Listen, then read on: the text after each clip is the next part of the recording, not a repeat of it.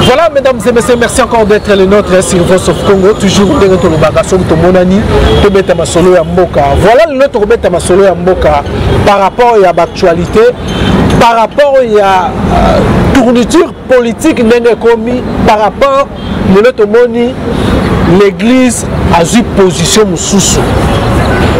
L'église a eu apaisement. Nous ne savons que l'église a changé. Combat na ye ou mais combat a échangé l'église. Est-ce que les gens ont posé la question est-ce qu'il y a eu une concession entre l'église et le pouvoir? Voilà. Le tokomegato sur la route yambi pona bino mwana mboka molobeli ya peuple congolais fu mutoto basanga oyo lelo tokomegato sur la naye bango bazana pouvoir.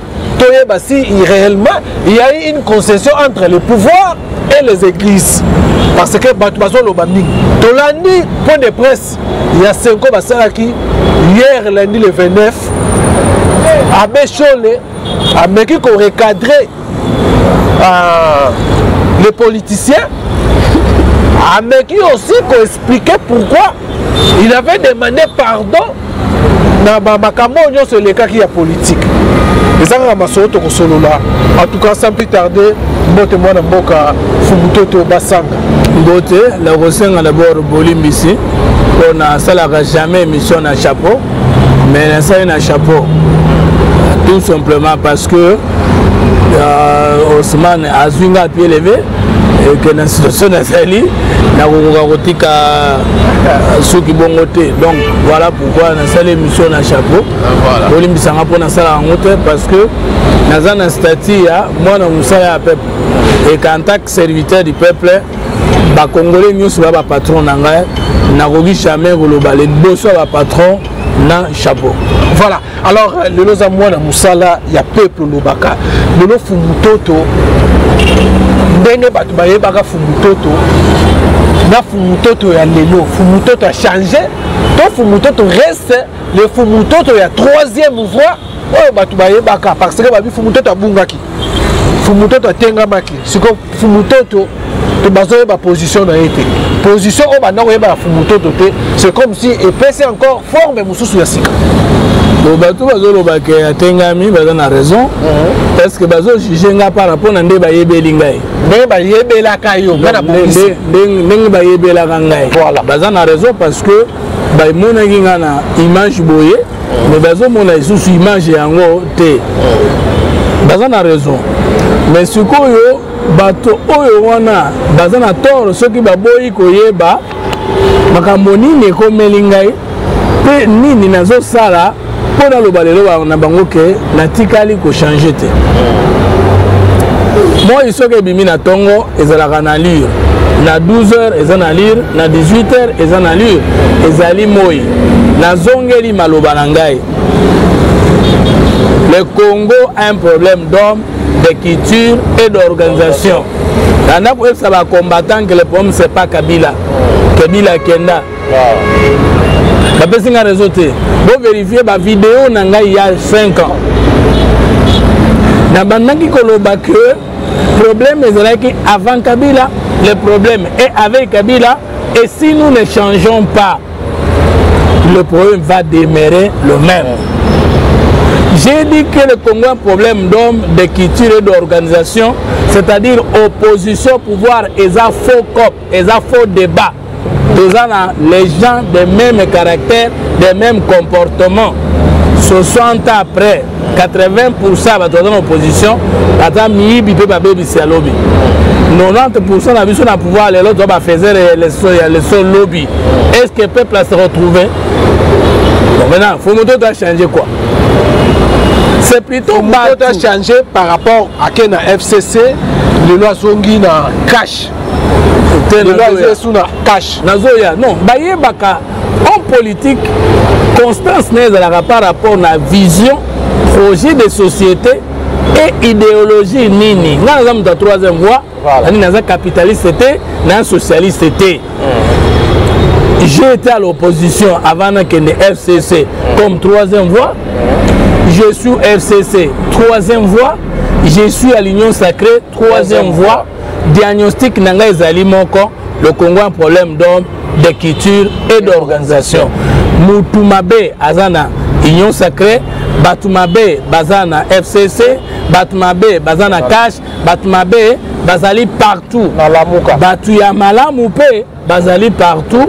Mais problème na biso totikali kokoka ko sélectionner ba Congolais meilleurs te pour résoudre le problème de notre peuple. Ce que j'ai changé quoi. Mais la femme toto. Au sali ba déplacement, ba mouvement, ba mutation. Il y a un problème d'homme, problème d'organisation. Le Congo a un problème d'homme, de culture et d'organisation. Maintenant, il y a une troisième voie. Ko dénicher, ko bimisa, ko arriver ko non. Place on a son kende et ko simbate avec vision na ngana zanango. Comment ne yozo ko monela Congo il fallait ça. Est-ce que comment aujourd'hui tant on a terre ko ba que non personne son a tel likolo et ko simbate avec la vision avec ndenge mozolo bawa tu as un problème d'homme, d'organisation et de culture. Voilà. Alors comment yomozo c'est comme si babi ozo ko tepa ozangi position. Il faut na tepa parce que je suis le reflet de ma société. Mais ningina loba na batu ya diaspora bazolanda ngai. Tant on a loba que le Congo a un problème d'homme, de culture et d'organisation. Est-ce que bozana monto musu soit pesi diagnostic ya Congo koleka wana? Est-ce que diagnostic na pesi wana eza lokuta? Mais tant on a lobi le Congo a un problème d'homme, de culture et d'organisation. Nous avons européen naza malade. Est-ce que Bokobo ya nazo akisi on a découvrir pe sanyenga ipe malade? Non, c'est ça le problème. Médecin à découvrir, pharmacien à découvrir qui c'est malaria. Maintenant, il y a mon copain beli malaria. Vous dites, le gros beli malaria, au gros soigné en côté. Malaria on beli on par rapport à malaria on a beli ndengeni. Batu balinga ngamingi na poto baboy pona nini. Pona kendeki FCC. Po balobini ni ake ko bela ndenge baninga bazo bela. Na longwe kuna na ye Union Sacrée ba musula sepeli ba musula sepelité. Mais na parcours nyonso nani akoki ko reprocher nga d'avoir volé ou participé na mes gestions mboka. Voilà pourquoi je dis que je n'ai pas encore changé. Moi na lobaki na bino nazali inoxydable. Moto kokota karu yete na classe politique congolaise ti na kokote bembe danse. Les gens regrettent mes parcours. Mais dis-moi qui est ce politique qui a ça là parcours sans concession avec les autres. Il y a une question qui me réveille maintenant. L'autre fois, on a dit que qui voyage, tout ça qui est une mission. Aux ongi nambong, aux ongi siango. Voyage, comment on a voyage, les restes va voyage au Salaka. Aux ongi nambong. On profite pour. On a le premier voyage. Et je pense que le dernier voyage, il y a mission de service. Nazongi Sakimbo. Na kondizaki tripartite. Gouvernement, 500, CENI. Quand on a divisé le nombre de jours que nous avons élection, il y a eu changement au Congo. Nous avons la prétention que nous avons trahir jamais Congo. Mais position Nangaï, partout on parle du Congo, Nakozala. Seulement que Nakozala est parmi les fossoyeurs à la République. C'est ça le problème. J'ai fait 2 ans. Natikala kozwa ni poste, ni mbongo, ni influence. Na longwaki parce que président bengaki biso, tolingi mboka to landaye, nazana président. Ça fait 1 année que naza Union Sacrée, naza ni na salaire, ni na avantage, ni ne loko moko. À part 500. 500 makambo 2017 boyebi et mais tu sais que fonctionner.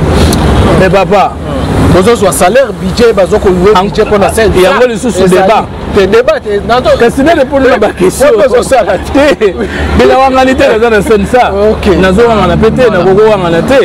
Alors, c'est pour dire que on a changé parce que le Congo a un problème d'homme de quitter d'organisation. Makambo opposition pouvoir ya nango a faux cop. Ceux qui ont changé mutute ata to créer une opposition, to combattant, to créer résistant, to créer pouvoir, la même chose. Tala ba coopéra catholique. Ba kombo na bango ba coopéra bato a mombongo tokozonga wana. Ben ba coopéra. Voilà. Donc baza ba coopéra quand na manef sabino awake. Nous avons 3 marchés. Marché à opposant et un marché à peuple congolais. Marché à pouvoir eza marché à peuple congolais. Marché à société civile, eza marché à peuple congolais. Pour biso nyonso on a to site au Kambi, to se retrouver na base na bana na biso, mais peuple a se retrouver te. Au moins les catholiques le la base ko tele mais c'est que na ndenge na bango. Il y a Soroté, il y a Cop. Quand on va se retrouver, on va bien. Voilà, alors, tu revenir par rapport à Nairobi, comment on a un problème d'hommes, de culture et d'organisation. Aujourd'hui, maintenant, aux Anakati, il y a une union sacrée. Constant nos années, ni n'apport, ni Yolingoya, Nangoya Sika. Au moment où on résoudre les problèmes, problème d'hommes, problème de culture et d'organisation. Non, problème des amis. Déjà que vraiment dans l'union sacrée cette fois-ci, il y a des signaux qui ont touché soit philosophie ou vision la troisième fois. Vision la Bissozali, n'a reprendre les mots. Personne ne connaît tout, tout le monde sait quelque chose. Rien n'est totalement bon ni totalement mauvais. Ce qui nous unit est plus grand que ce qui nous divise. Front commun, union sacrée, la différente année. Pour front commun, c'est aussi un concept de Ngoloba. Biso union stotter bego na biso, to sangana po to longi samboka. Union sacrée, partie nangai, oyo bana poto bayebi, partie de la nation Congo, n'est-ce pas? Na union sacrée de la nation. Les a différence ni. Non problème est ali. Tout est FCC union sacrée du point de vue concept zéro comme non. C'est-à-dire dès que balobi front commun ça dit batubatika extrémisme, batika bakan to sangana pour un intérêt commun. Maintenant moi j'ai toujours dit bana poto na tunibino. La conférence nangai il y a XL na Bruxelles. Il y a le 5 janvier 2012, Kalatem Nartiaki, conciliation des vies pour un Congo nouveau et meilleur. Ce qui présente l'obito Sangana, total Ambok ensemble. N'a changé, ton accueil pour Aluma Kamogana Sala. Franco Mel, il y a un pour ça que FCC, il y a un peu où Yesus n'a union sacrée n'a pas peine. FCC n'a pas opposé à un bloc patriotique. Mais Bati Nangaï, idéal patriote. Idéal patriote. Patriotique, ils ont triché. Deuxième partie à 3e voix comme on a idéal patriote. Et Zalaki enregistré en 2018. Na bloc patriotique, Wap Ezaliboso. Nasi na même idée. Et tu as les gars congolais pour bando tanganga, ne botanga Confucius na Chine, na Socrate. Alors, bolobanga na changer na nini? Pour prendre kosunga président pour résoudre le problème à Congo ngana changer. Ngana ko changer mukona ko iba. Ngana ko changer mukona ko ma fanatique. Ngana ko changer mukona ko na ko télémer la vérité. Ne mukolo ngana ko changer ngo. Mais ba position, opposition, pouvoir, société civile. On a un faux débat parce que ce n'est pas ce qui compte. Ce qui compte, c'est que partout aux alliés au travail pour n'importe quoi.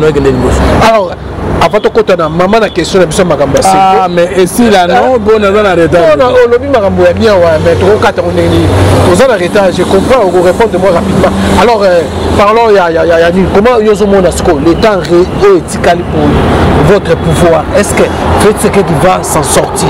Dans les Congolais, qui ont l'opposition depuis 2019. Parce que même temps, on a une FCC, on a une opposition.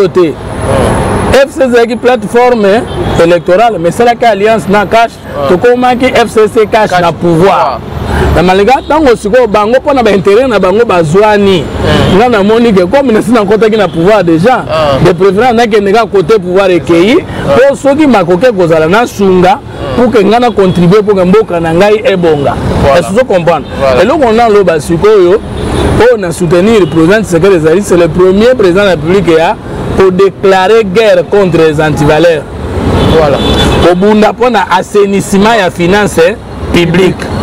Au Bunda pour effectif l'administration de l'État, notamment question militaire, question enseignante, éducation. Il faut Rwanda. Comme on a Moïbi, Motasaka na mbongo l'État koti boloko. Kolungwana principe ya intouchable. Dans notre comité na proportion to luka. Mais c'est à lire là. La signaux fort. La signaux wana. Et puis un président humain simple bolo na balabala mais boyebi kazo yoka et tant qu'on a qu'on sentir que beaucoup d'années c'est ça moi exemple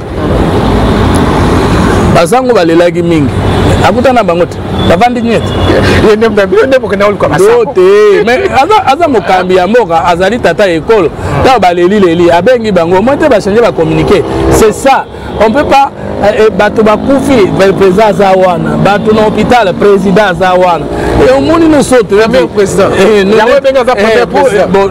premier était par rapport na régime touti on a presque gouvernance kasavu na yekoli yango na mikanda mais na kola kina noté bon Mobutu bon tu vois hier c'était autre alors je pense qu'avec Tshisekedi ce qui Nzambe a sungi to ziboye et le côté qu'elle pas président Tshisekedi tout ça la maquette ya Congo Asika voilà nzela moto Asika ya kitoko koleka wana na otosalite le premier ministre azawana avant batonga stade de martyr sika to en face nayo bapesa ki na no maquette ya stade de martyr et puis ba travaux exécutés ezolanda ka maquette ya Congo Asika na no zate maquette ya Congo maquette so bato ba budget programme bapesa ki 16 axes sur 32 ce ko lobi na budget to koloba ke avec ba programme to ba budget na to ba na programme budget et c'est la vision parce que ba mobiliser mbongo à partir à vision na rectifier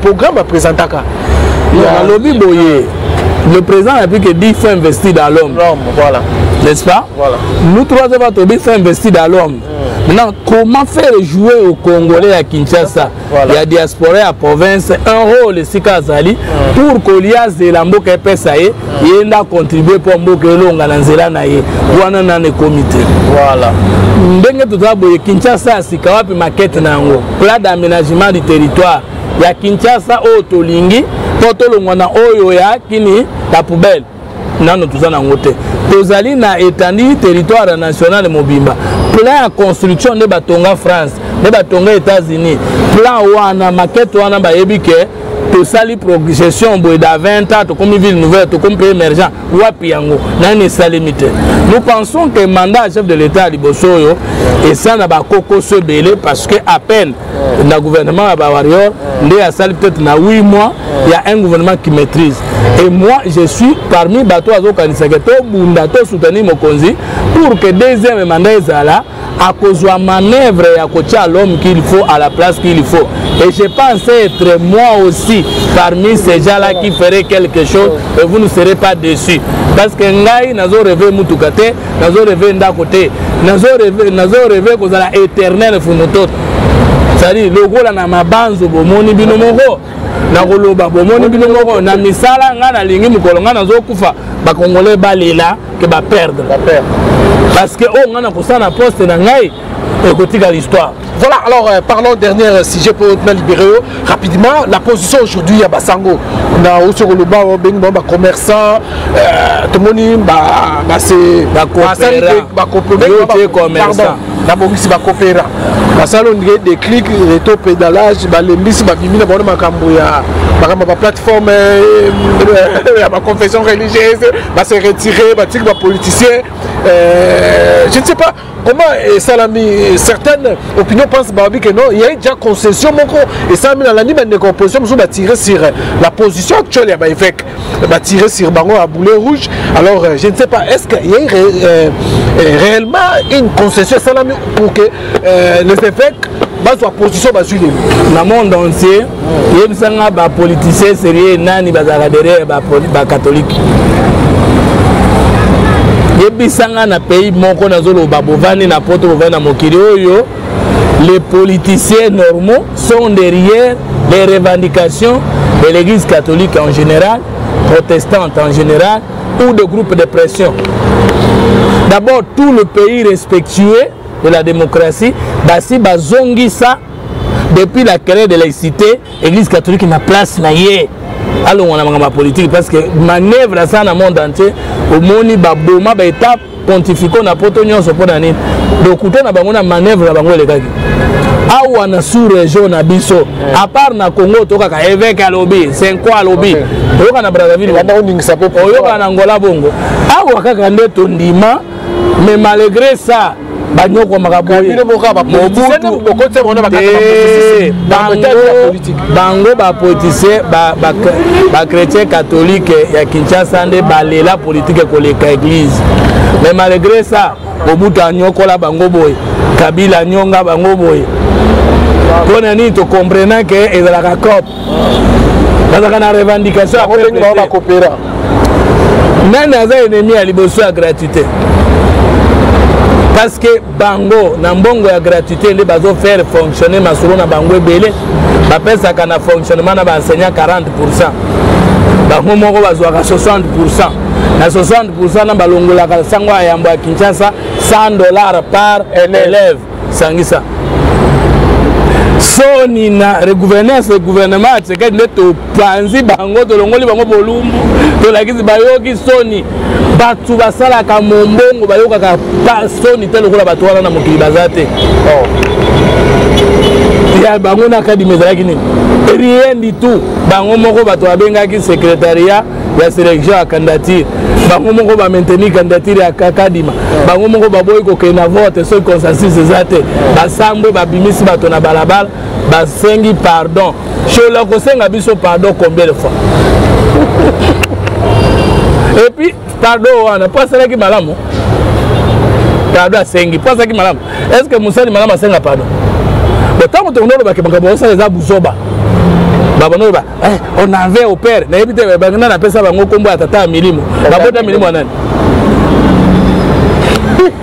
donc omoni na mani ko yebisa kuluta Adolphe Muzito Matefa babi Bogolapa qui a prononcé pour la première fois le mot ici la vérité des îles en 2011 c'est Cardinal Mosengo père son âme aloba les résultats publiés ne reflètent ni la justice ni la vérité des îles baya batika biso na sima bakenda kope pa Kabila babinela sime batu wana baza batute mais gouvernance ya Tshisekedi elakisi bolumbu na bango et peuple afsosoli sikoyo basundoli les autres confessions religieuses maintenant tout n'a fait matin faulu que devient le bloc patriotique parce que bachake eliki en église pratique l'église est la politique.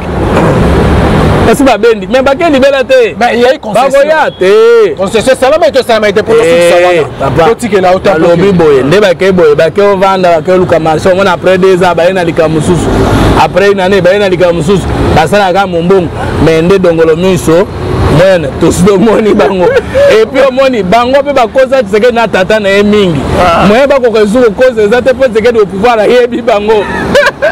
Voilà, mesdames et messieurs, vraiment, nous sommes à la fin. Hein, tout ce qui est pour libérer Fumutoto, qui a libéré encore avant, mais la monnaie sur nous, on va écouter Ganayo. Donc, nous sommes prochainement. Pour la conférence. Voilà. Oyebi na silisi banzembo na sisi bali masolo banzembo fa to beta ezali au prochainement la même semaine prochaine qui ça les sous mungo la 3e voie qui ne tombera jamais parce que